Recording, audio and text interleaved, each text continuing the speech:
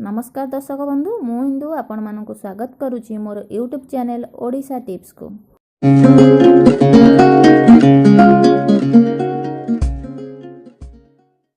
दर्शक बंधु आज ये वीडियो जानिबा पोई खाइबा द्वारा आम शरीर को केउ सब फायदा मिले एवं एहा आम शरीर केउ कार्य रे सहायक होइथाय।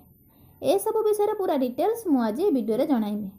तेबे वीडियो को स्टार्ट करिया पूर्व आपण मानकु कहि रखुची जदि ए पर्यंत आम चैनल को सब्सक्राइब करिना तेबे प्लीज सब्सक्राइब करंतु एवं नोटिफिकेशन पाइबा पई बेल आइकन को क्लिक करंतु।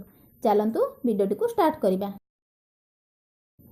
पोई खाइबा शरीर पई लाभदायक होइथाय। एहाकु लोक माने सालाड तरकारी बा सूप करी पीबा को पसंद करथांती। Vitamin calorie protein carbohydrate fat fibre एवं आयरन ले भरपूर थिबा पोई शरीरर अनेक समस्या को दूर करिथाय। प्रतिदिन एहाकु खाइबा द्वारा शरीर रे रक्तर अभाव दूर होइथाय। एबे आसंतु जानिबा एथिरु शरीर को मिलुथबा अनेक फायदा विषय रे। नंबर 1 किछि लोक पोई को केवल शरीर रे हीमोग्लोबिन बढ़ाइबा पई व्यवहार करा जाय बोली भाबिथांती, किंतु एथिरे अनेक प्रकार उपकारी गुण रहिछि। एहा हीमोग्लोबिन बढ़ाइबा सह हृदय को मध्य सुस्थ रखि थाए। पोई एमोनिया रोगी पई औषध ठारो अधिक लाभदायक होई थाए। नंबर 2 पोई शरीर सह केश पई लाभदायक होई थाए। जेउ मानकर केश झड़ीबार समस्या रहिछि सेमाने पोई को निज खाद्य रे शामिल करिबा उचित, जहा शरीर रे आयरन अभाव को दूर करी केश झड़ीबा रोकी थाए। नंबर 3 पोई त्वचार अनेक समस्या दूर करि थाए।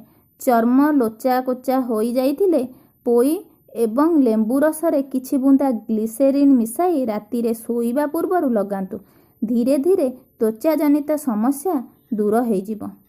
नंबर 4 पोई रे फॉलिक एसिड एवं कैल्शियम अधिक मात्रा रे रही थाए। जदि आपणकर पायरिया समस्या रही तेबे कंचा पोईर पत्र चोबाइबा आरंभ करंतु, उपशम मिलिबो। नंबर 5 पोई रस रे गाजर रस मिसाई पीबा द्वारा पेटरे चर्बी कम होई थाए। जदि आपण मोटापण समस्या दे गति करूछंती तेबे पोई रस सह गाजर बा लेंबू रस मिसाई पी परिबे। आज पई वीडियोटी एतिकी। आशा करूची आपण मानकु मोर ए वीडियोटी भल लागिथिबो। जदि भल लागिथिबो तेबे वीडियोटी को लाइक कमेंट सहित आपणक सांग मानकु शेयर करंतु। आउ हां वीडियोटी को सब्सक्राइब मध्य करंतु। आउ मोर आगामी वीडियो पाइबा पई सब्सक्राइब बटन पाखा थिबा बेल बटन को निश्चित दबांतु। Thank you watching my YouTube channel Odisha tips.